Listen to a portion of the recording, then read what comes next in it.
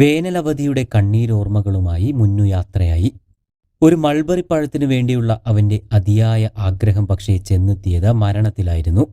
ഈ അവധിക്കാലത്ത് നമ്മുടെ കുഞ്ഞുങ്ങളെ എത്രത്തോളം ശ്രദ്ധിക്കണമെന്നതിൻ്റെ വലിയ ഒരു ഉദാഹരണം കൂടിയാണ് ഈ ഞെട്ടിക്കുന്ന സംഭവം. ഏറെ വേദനിപ്പിക്കുന്ന ഒരു മരണവാർത്തയായിരുന്നു കഴിഞ്ഞ ദിവസം നാദാപുരം മാമുണ്ടേരിയിൽ നിന്നും പുറത്തു വന്നത്.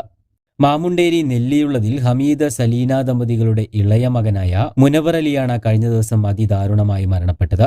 ചെക്കിയാട് ആയങ്കി സ്കൂളിലെ 4ാം ക്ലാസ് വിദ്യാർത്ഥിയാണ്. മാമുണ്ടേരി മദ്രസയിൽ നിന്നും കഴിഞ്ഞ ദിവസം പതിവ് പോലെ പഠനം കഴിഞ്ഞ് കൂട്ടുകാരോടൊപ്പം വീട്ടിലേക്ക് മടങ്ങുകയായിരുന്നു മുനവർ അലി. സ്കൂൾ അവധിയായതുകൊണ്ട് തന്നെ കൂട്ടുകാർ ഒന്നിച്ചുല്ലസിച്ച് ആടിപ്പാടിയാണ് വീട്ടിലേക്ക് പോകാറുണ്ടായിരുന്നത്. അത്തരത്തിൽ നടന്നു പോകുന്നതിനിടയിലാണ് സമീപത്തെ സ്വകാര്യ വ്യക്തിയുടെ പറമ്പിൽ പടർന്നു പന്തലിച്ച ഒരു മൾബറി മരം ഇവരുടെ ശ്രദ്ധയിൽപ്പെടുന്നത്. മരത്തിന് തൊട്ടടുത്തായി തന്നെ ഗ്രില്ലിട്ട് മൂടിയ നിലയിൽ ഒരു കിണറുമുണ്ടായിരുന്നു. ഇത് പറിക്കാനായി കുട്ടികൾ അവിടേക്ക് എത്തുകയും തുടർന്ന് മുനവർ അലി ഗ്രില്ലിന് മുകളിൽ കയറി നിന്ന് മരത്തിന്റെ കൊമ്പ് താഴ്ത്തി മൾബറി പറിക്കുകയുമായിരുന്നു. എന്നാൽ അതിനിടെ വെള്ളം കോരാനായി സ്ഥാപിച്ച കിണറിന്റെ മൂടിയുടെ അടപ്പ് തകർന്ന് ആ വിടവിലൂടെ കുട്ടി താഴേക്ക് പതിക്കുകയായിരുന്നു. വീഴ്ചയിൽ കുറച്ചുനേരം ഗ്രില്ലിന്റെ മുകളിൽ പിടിച്ച് കുട്ടി തൂങ്ങി നിന്നതായും പിന്നീട് പിടിവിട്ട വെള്ളത്തിലേക്ക് വീഴുകയായിരുന്നു എന്നുമാണ് ഒപ്പമുണ്ടായിരുന്ന കുട്ടികൾ പറയുന്നത്. തുടർന്ന് കുട്ടികളുടെ ബഹളം കേട്ടാണ് നാട്ടുകാർ അവിടേക്ക് രക്ഷാപ്രവർത്തനത്തിനായി ഓടിയെത്തുന്നത്.